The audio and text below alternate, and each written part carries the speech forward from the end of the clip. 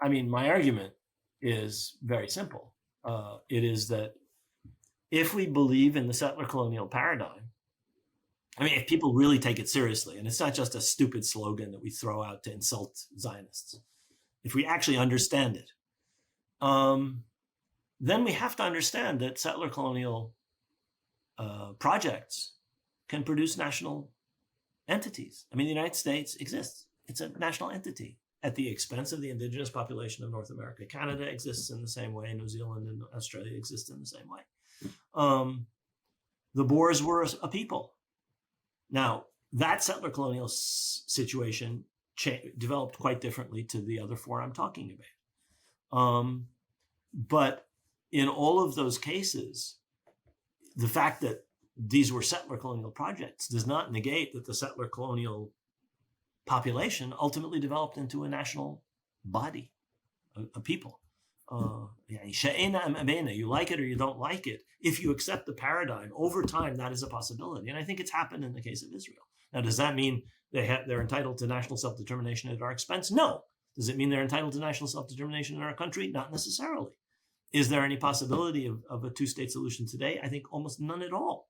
So saying that there are people means you have to figure out a way to, what's the word I'm looking for, dismantle the settler colonial structures and leave Israelis and Palestinians living in a framework that yet to be devised. Again, I don't know how to predict the future. I can tell you that Israel has done so much to destroy the possibility of a two-state solution, if it ever existed, that it is not in the books.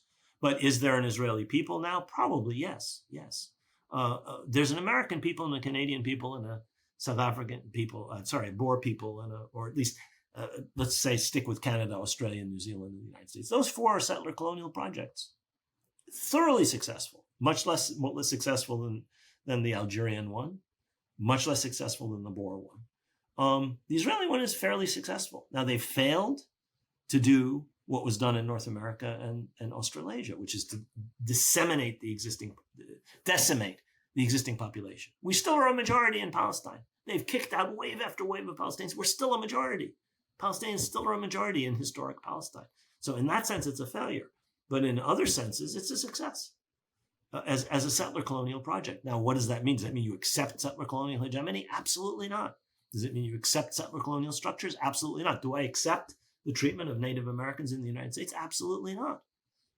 But I don't think I honestly don't think the Lenape are going to take back Manhattan.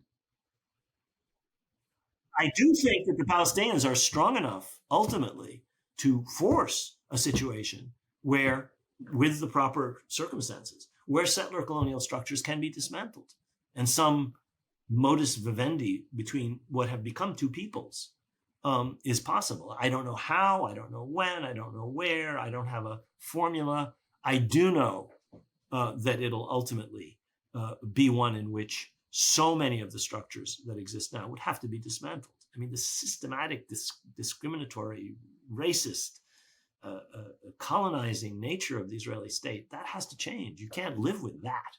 There's no way you could have lived with that even in a two-state solution.